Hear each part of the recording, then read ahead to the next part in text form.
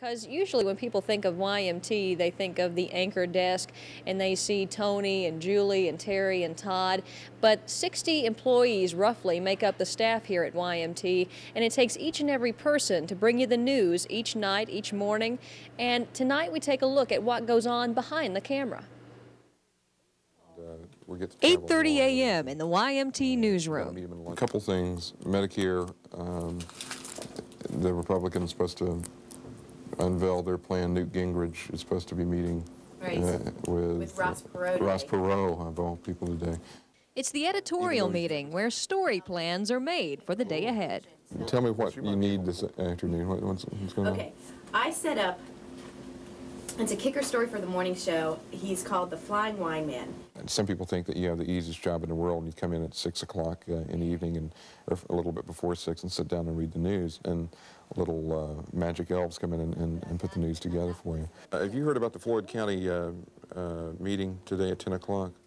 This is the way every day starts at YMT. Led by news director and Harlan native Tony Turner, a staff of young, energetic reporters tackle the task at hand, bringing the news to the people of southeastern Kentucky. There's not a holler in eastern Kentucky that I don't think that I've not been in, and I think that the reporters, they spend 1 year, they've been in every holler also. I never had any idea that it would be this hard, but at the same time I'm not complaining, because at the end of the day, when you look at what I put in and what I got out of it, you know, it's definitely worth it. And it's a feeling of accomplishment the news department shares with every single employee at the station. Because of its size, almost every employee wears several hats. I think it's a tradition of people just pitching in and helping out. In one way, there aren't any barriers in the TV station. That we have, for instance, Tony Brown, who does the weather, also does camera and production work. Keith Casebolt, who is a sales representative, also does play-by-play ball games and sports overtime. We have people that come in maybe knowing one particular aspect of the broadcast industry, but we immediately begin to cross-train them into learning several aspects, because we have to utilize everybody to the maximum. It's a coexistence so intermingled, one department could not exist without the other.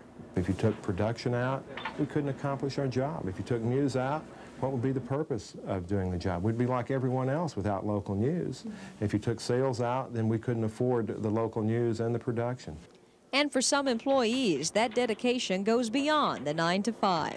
You stay on the phone at night at home talking to reporters and talking to different people about stories and such. And what you saw this morning in the newsroom is just a small example of what goes on every day.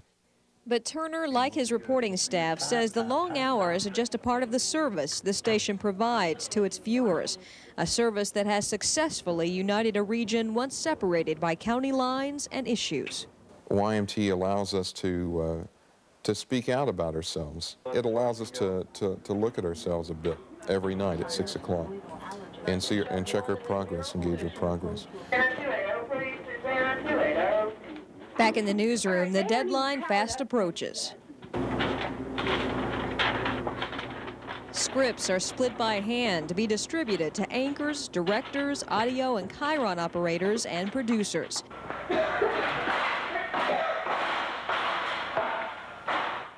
In the news studio, lights are replaced just minutes before the news hits the air. And finally, the moment when there's no turning back. Eastern Kentucky's source for news, with Tony Turner and Julie Stewart, Terry West with weather, and Todd Richards with sports. 57 Mountain News at 6. Good evening, everyone. The faces and names may have changed over the past 10 years, but the vision and commitment to the people of Eastern Kentucky remains true. This is their TV station, and I think that that's what the employees here at WYMT have to realize every single day. It's not our TV station, we just work here, but it's Eastern Kentucky's television station.